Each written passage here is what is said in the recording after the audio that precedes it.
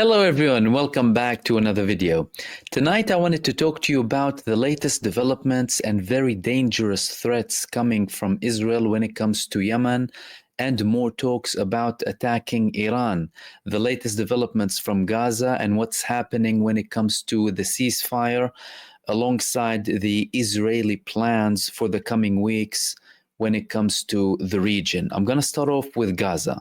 Of course, the more time goes by in Gaza without a ceasefire means more death and destruction coming from the genocide forces inside of Gaza. Every day you have at least 50 people being killed.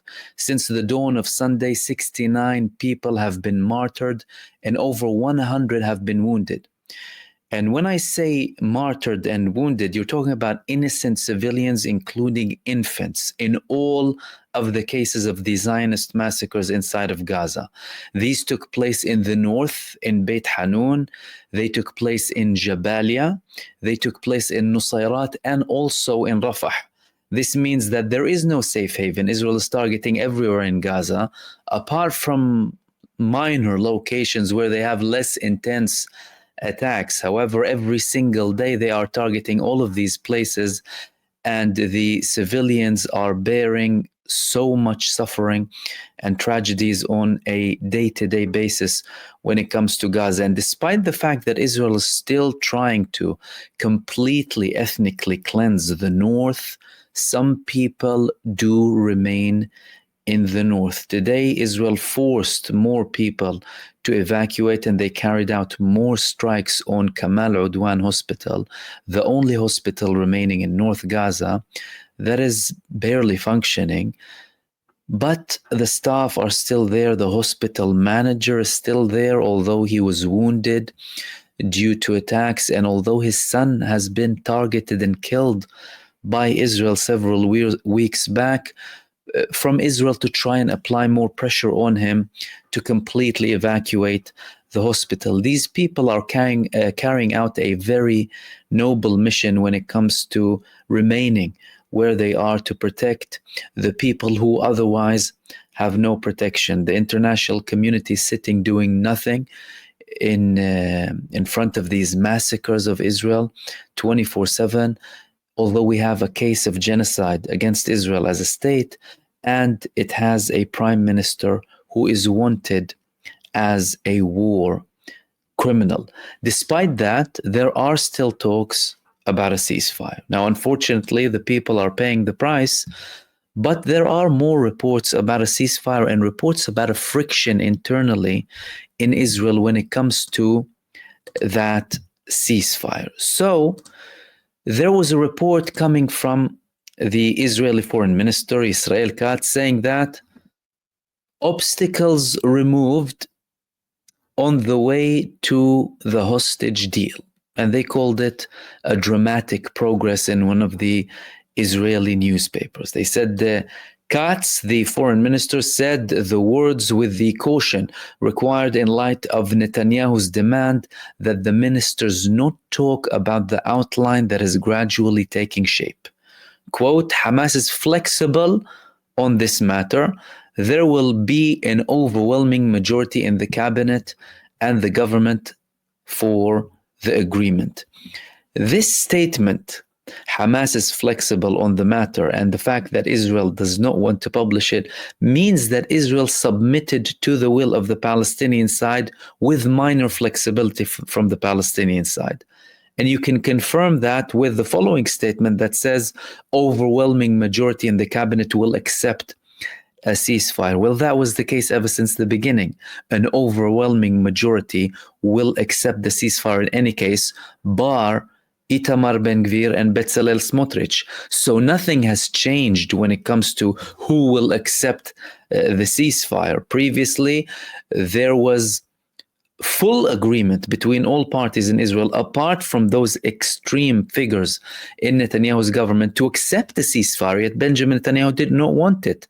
Now, clearly, there have been certain developments in relation to Netanyahu's future, You can also factor in the fact that he has an arrest warrant from the ICC against him that could be used as leverage against him from abroad as well. However, clearly Netanyahu is preparing something for himself the day after, and he's getting more prepared to carry out a ceasefire inside of Gaza. And the fact that there are tensions inside the government, these things are indicating that they will not allow them to have a look at what's going to happen when it comes to the ceasefire. And therefore, someone like Ben Gvir, for example, is making things more difficult for Benjamin Netanyahu. So there was a budget, the state budget, that had everyone voting on inside the Israeli government. And Ben Gvir, usually all of Netanyahu's allies will pass it. They will not vote against. But this time, well, they're raising questions in Israel. Is there a crisis? Despite Ben Gvir rebellion, Knesset passes the 2025 budget's first reading. So it did indeed pass the budget. However, with the refusal, with an objection coming from Itamar Ben Gvir. That same objection is likely to happen when it comes to any potential ceasefire that wouldn't necessarily be in the favor of Israel, and that would indicate that Israel is giving in more to the demands of the Palestinian side, where we will most likely see a case of someone like Itamar Ben Gvir refusing to vote for a ceasefire. They've already said many times that we will not accept a defeat agreement, a submission agreement when it comes to the Palestinians. However, he and Smotrich, Ben Gvir and Smotrich, both, well, they passed at the end of the day the ceasefire with Lebanon. Ben Gvir voted against, but he still remained in the government, saying, I still need to have some sort of influence. And those are indicators that they also might have a ceasefire passing through, despite, visual disapproval coming from figures like Ben Gvir and Smotrich, perhaps, as well. Which leads me to the second subject that I wanted to talk to you about, the following subject that I wanted to talk to you about, Yemen. Yemen, Ansarullah, they have been carrying out strikes on Israel continuously for the past 14 months almost, ever since Al-Aqsa flood started. And they haven't stopped despite two massive attacks coming from Israel inside of Yemen. They carried out missile attacks on Israel, ballistic missiles, including a Palestine 2 hypersonic missile on central Israel, that they said it was successful. Israel declared that they took down the missile. They intercepted it with an Arrow 3 missile. The Arrow system of Israel is considered to be a very advanced system. It's a hypersonic exoatmospheric system, and each missile costs up to $3 million. The missiles that are used to intercept one missile, imagine. But Israel is still worried about these attacks. Firstly, there is a clear image here in front of us.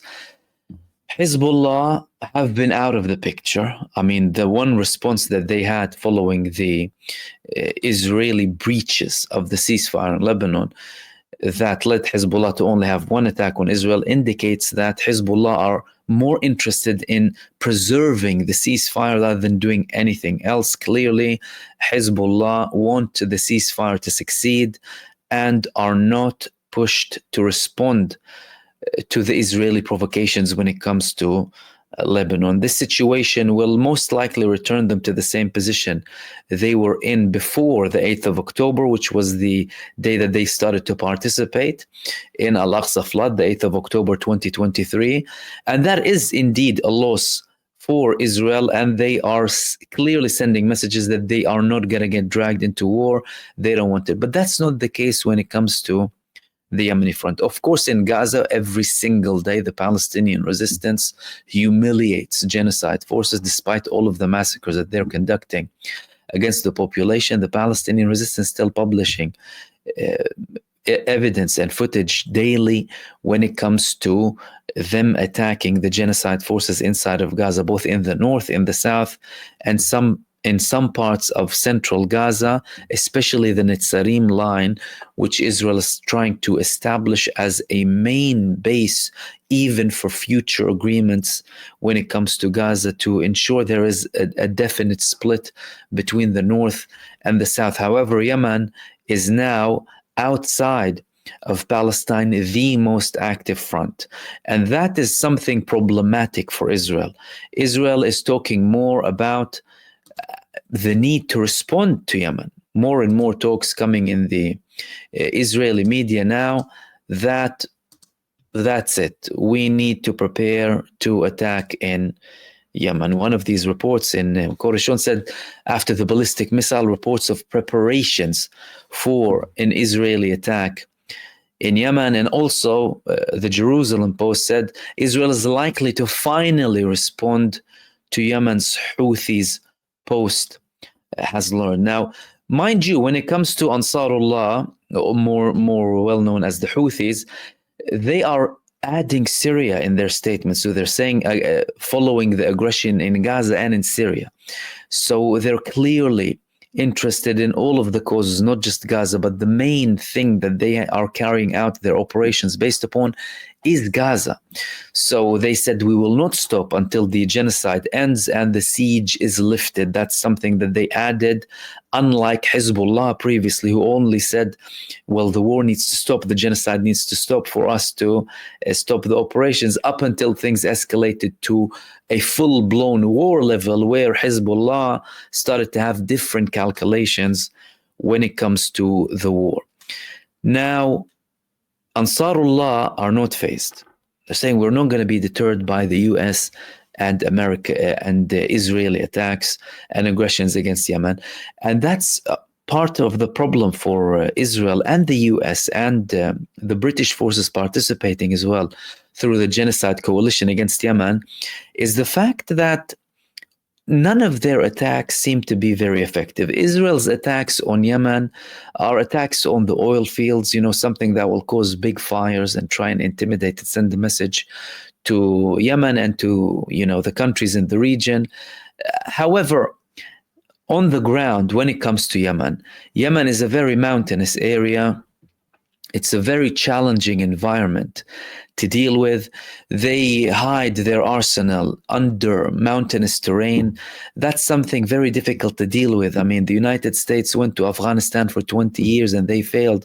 We have a similar situation in terms of the landscape or the mountainous areas inside of Yemen. That's something very problematic. And another big problem that they face with Yemen is the fact that this is a country that is extremely supportive of the Palestinian cause. They go out in their millions every single week in Yemen to show solidarity when it comes to Gaza. So you're talking about a population that is almost fully in supportive of Palestine, and you're talking about challenges when it comes to the geography and the challenges of the strategic weapons when it comes to Yemen. Yemen's strategic weapons are the ballistic missiles, the cruise missiles, and the drones. And all of them can be launched individually from wide and different places inside of Yemeni territories. And no one would really be able to do anything against them. The only thing that some of the genocide forces can do in Yemen is only target, for example, the launchers after they have detected an attack, or if they have this intel, very specific intel about certain locations. Even then, you would need very advanced missiles to intercept, missiles that are deeply hidden into the ground inside of Yemen. And another thing here is the route.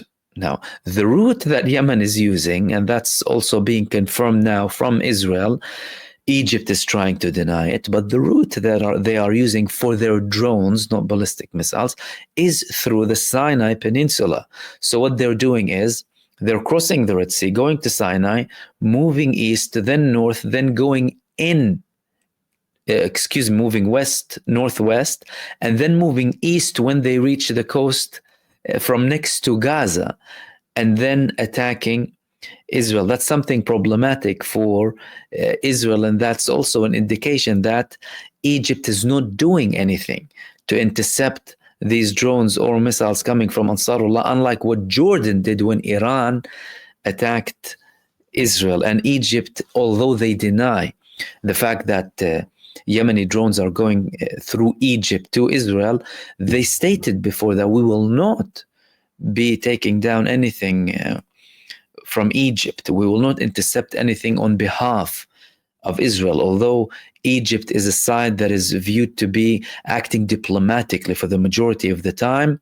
They do have their own interests, and clearly they're in no rush to protect Israel from any attacks coming from Yemen, especially seeing as we're talking about drones in the case of Egypt, which are already very problematic to intercept even when it comes to Israel itself. That's why there's a very high success rate. The other day, over a week ago, Ansarullah directly targeted a place inside of Tel Aviv with a drone. And in many cases, they have more success rate than they do with the missiles that they launch on Israel, including the hypersonic missiles. Yet, despite all of that, Israel is looking to carry out an operation against Yemen. Even if it wouldn't be that effective, they just want to show that we're not going to stop. Because so far, Israel knew, well, we attack them, they attack back. We attack them, they might pause for a bit, and then they attack back. They have had a similar situation with Iran, but with Iran, the delay gets longer and longer. But that doesn't mean that they forgot about Iran. At the same time that we're talking about the Israeli preparation to attack in Yemen, they're also still talking about attacking Iran. Many people in Israel, including the war criminal himself, Gallant, is saying that this is a window. Now we have a window to act against Iran. We're talking about a period where there is a transition in the US administration.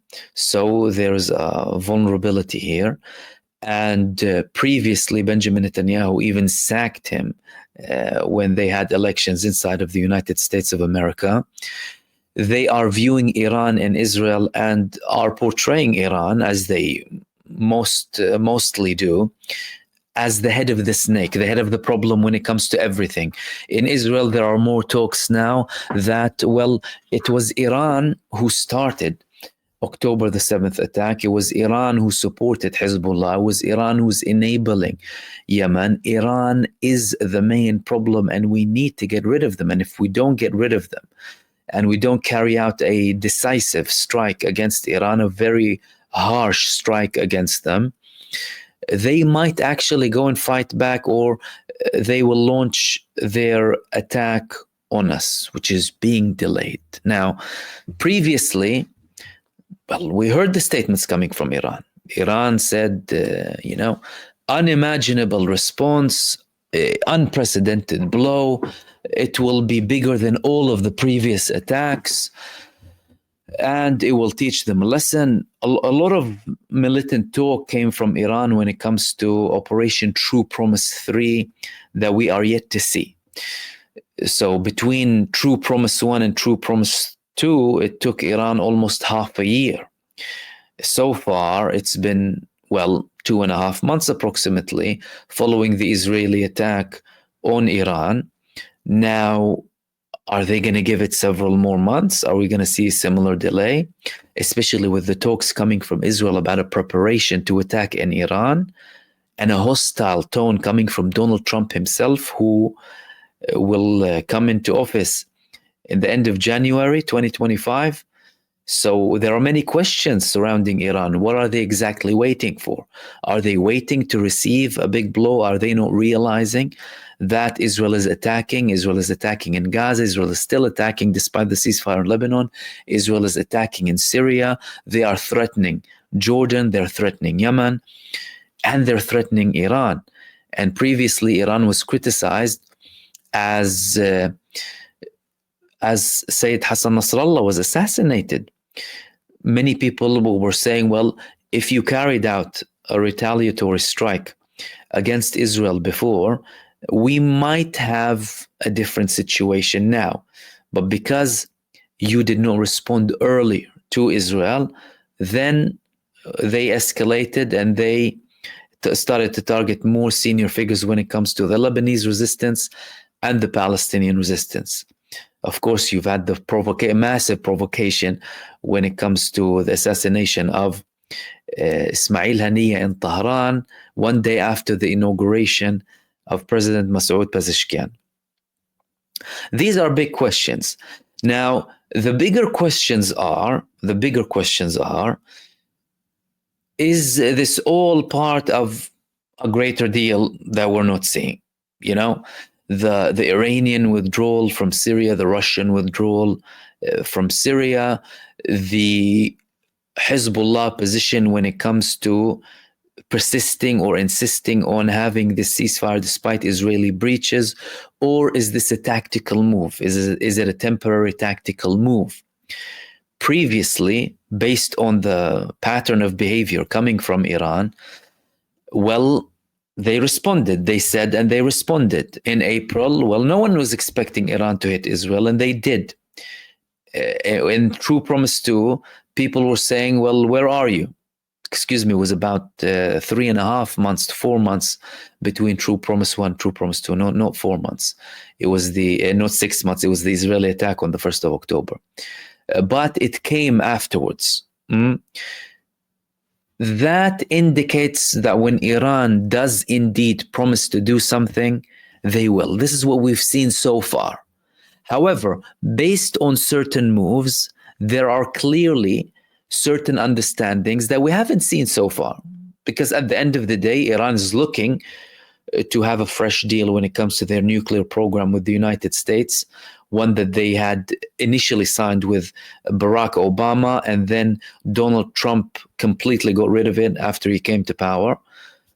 And they constantly negotiate with the United States. And when the Iraqi resistance started to target US bases inside of Iraq, it was a deal between Iran and the United States to lower the scale or eliminate these attacks to a level where some of the Iraqi movements started to say that we are pausing our attacks inside of Iraqi territories for now, but they continued to attack Israel in many cases in coordination with Yemen.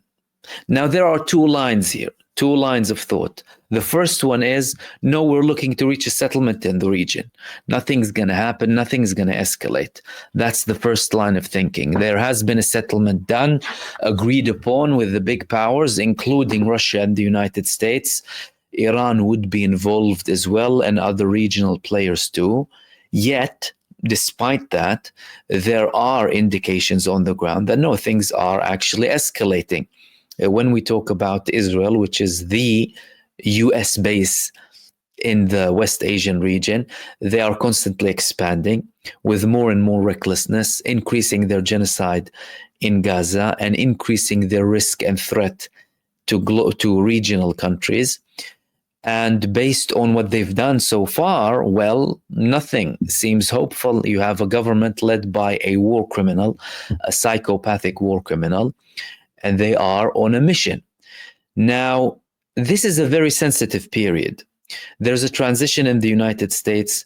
There are threats, there are warnings, and things are moving really fast. So it could either go to a path of more escalation or a temporary pause followed by a bigger escalation, or we're looking at a settlement that is planned between big players that doesn't include only West Asia, but also includes Ukraine. But despite all of the talks about this potential deal, things are very much heated, and there are even still talks about World War III.